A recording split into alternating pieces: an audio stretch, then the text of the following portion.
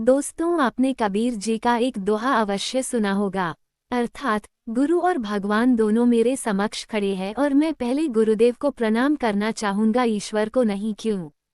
अंत में उन्होंने एक सूत्र दिया, जिन गोविंद देव मिलाए, अर्थात जिन गुरु ने गोविंद से मिला दिया, ईश्वर से मिला दिया।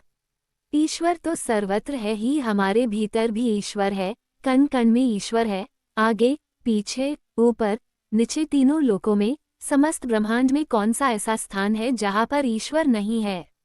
लेकिन तब भी हम अपने आप को सदा अकेला क्यों पाते हैं? अगर ईश्वर सब जगह है तो जब भी हमें कष्ट, दुख, आपदा आती है तो क्यों ईश्वर साक्षात प्रकट होकर हमारी रक्षा नहीं करते हैं? सज्जनों, कबीर जी ने ऐसे ही गुरु को पहले प्रणाम करने का निर्णय नहीं लिया। इसके पीछे कारण है, ईश्वर भले कण कण में हो, लेकिन जब तक ईश्वर आपको मिलते नहीं तब एक ईश्वर का आपको लाभ नहीं है। इस बात को हम एक उदाहरण से समझते हैं। आप बहुत गरीब हैं और एक कमरे में रह रहे हैं, ना खाने को भोजन, पहनने को वस्त्र और बीमार है, इलाज के लिए पैसे नहीं है। और मान लीजिए उस कमरे में जहाँ पर आप जमीन पर चादर बिछाकर सोते हैं, उसी के नीचे जमीन में खजाना पड़ा हो। वो खजाना तो है, लेकिन अगर वो खजाना आपको मिला ही नहीं तो क्या उस दबे हुए खजाने का आपको लाभ है? आपकी गरीबी दूर होगी, जाहिर सी बात है नहीं। लेकिन अचानक आपके पास कोई भद्र पुरुष आता है, वो व्यक्ति कहता है कि भाई थोड़ा सा हटना तो, और यहाँ से खुदाई करके जहाँ तुम बैठे हो ठीक उसी के नीचे खजाना है, आओ मैं साथ में लगकर उसे खुदवाता हूँ। और देखते ही देखते तुम अपार धन के मालिक हो जाओगे। आप संदेह न करें और एक बार उनकी बात मानते हुए आप यहाँ से खुदाई करें और क्या पाते हैं? हीरे जवाहरात, धन संपदा से भरपूर एक सुंदर खजाना आपके हाथ लगता है। निश्चित ही आपकी गरीबी, आपकी दरिद्रता वह खजाना ही दूर करेगा, इसमें कोई संदेह नहीं। लेकिन जैसे ही एक तरफ खजान पड़ा है जो आपकी दरिद्रता को दूर करेगा, और एक तरफ वह सज्जन पुरुष खड़ा है जिन्होंने वह खजाना आपको खनवाया, आपको प्राप्त करवाया, तो बताइए इस स्थिति में आप किसको प्रणाम करेंगे? उस खजाने को जो था तो आपके ही घर में, लेकिन कभी नहीं कहा कि लो मैं स्वयं जमीन से निकलकर तुम्हारे समक्ष, तुम्हारे झोली में आता हूँ और कर लो अपनी दरिद्रता का नाश। और दूसरी तरफ वह सज्जन है जो ना कि आपके रिश्ते में है, ना पहचान में है, बस मिले और कहा कि लो यहाँ से खुदाई करते हैं और खजान लेते हैं। बस खुदाई की और आपको खजाना दिलवा दिया, तो आप किसको प्रणाम करेंगे? पहले निश्चित है केवल प्रणाम ही नहीं, आप उन सज्जन पुरुष के चरणों में फुट फुट कर रोएंगे, बार बार नमन करेंगे, उनके चरण चूमेंगे कि हे आदरणीय, ये तो आप आए और मेरे समस्त कष्टों का निवारण कर डाला।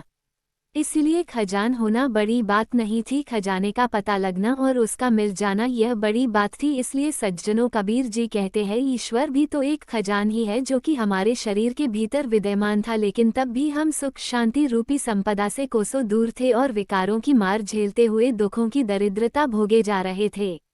ये तो गुरु की कृपा है कि वे हमारे जीवन में आए और हमारे मस्तिष्क पर विद्यमान तीसरे नेत्र को खुलवाया और भीतर पड़ा खजाना, जिसे हम ईश्वर कहते हैं, वह लेकर हमारे हृदय रूपी झोली में डाल दिया और हमारे मोक्ष का मार्ग स्वत हो गया। जिनकी कृपा से ये सुंदर मार्ग मिला वह गुरु ही हुए। उन गुरु को भला कैसे पहले हम प्रणाम नहीं करेंगे?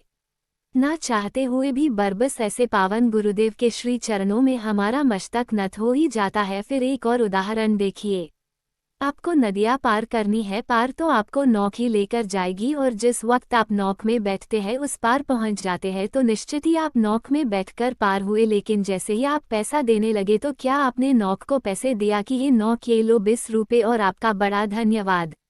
आप ऐसा नहीं कहते, आप मल्लाह को कहते हैं कि हे मल्लाह, आपका बहुत धन्यवाद और ये लीजिए उतरवाए और हमारी सेवा स्वीकार कीजिए। यहाँ आपने नौक को पैसे नहीं दिए बल्कि मल्लाह को दिए। क्यों? क्योंकि बिना मल्लाह के नौक किसी काम का नहीं। सज्जनों, गुरु मल्लाह होता है और नौक ईश्वर है। निश्चित ही ईश्वर पर सवार होकर हमें पार लगाना है, लेकिन अगर गुरु रूपी मल्लाह नहीं होंगे तो नौक रूपी ईश्वर वह भी हमारी किसी काम की नहीं होंगी। इसलिए सज्जनों, स्वतः ही हमारे मन में मल्लाह के प्रतिविज्ञता का भाव आ जाता है। एक और उदाहरण लेते हैं, हम बीमार है, स्वाभाविक है कि दवा ही हमको ठीक करेगी। आप हॉस्पिटल जाते हैं तो क्या वहां पर पड़ी हुई अनेकों दवाइयों में कोई भी दवाई उठाकर खा लेते हैं? जी नहीं। ठीक तो आपको दवा ही करना है, लेकिन उसके पहले आप किसे पास जाते हैं? आप डॉक्टर के पास जाते हैं और डॉक्टर से कहते हैं कि डॉक्टर साहब हमें ठीक कर दीजिए। निश्चित ही ठीक तो दवा ही करेगी, लेकिन आप कहते हैं कि डॉक्टर साहब आप ठीक कर दीजिए और डॉक्टर आपको दवा देते हैं, आप ठीक होते हैं और जैसे ही आप ठीक हुए आप धन्यवाद किसका करते हैं? डॉक्टर की, ना कि दवाई की।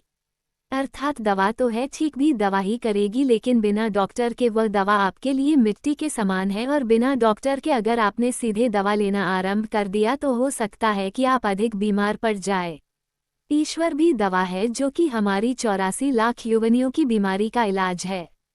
लेकिन क्योंकि गुरु वैद्य है, उनके बिना अगर आप कहेंगे कि ईश्वर रूपी दवा आपको लाभ कर जाएगी तो ये भ्रम है। इसलिए ग्रंथों में कहा, अर्थात मेरा वैद्य गुरु है और हरि के नाम की औषधि मुझको देता है और काटे जम की फंदा यमदूतों की फंदों को काट देता है, बीमारी दूर कर देता है। इसलिए सज्जनों, गुरु खजान दिलवाने वाले वे सज्जन पुरुष है, नदियां पार करवाने वाले मल्लाह है और बीमारी ठीक करने वाले वैद्य है। जैसे बाहर मल्लाह या वैद्य को स्वतः ही आप प्रतिज्ञता के भाव से समर्पित हो जाते हैं, ठीक वैसे ही एक भक्त एक शिष्य गुरु को नमन करता है, समर्पित होता है कि हे गुरुदेव, अगर आप ना होते तो ईश्वर भले ही मेरे चारों तरफ था, लेकिन तब भी हम ईश्वर से सदा दूर ही रहते।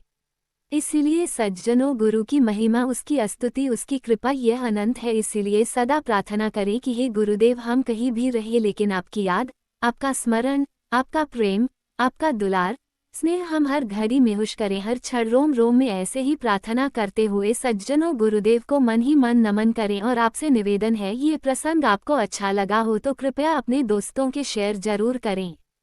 तो दोस्तों, आपको ये कहानी कैसी लगी कमेंट जरूर करें। अगर अच्छी लगी तो चैनल सब्सक्राइब करें और शेयर करना ना भूलें।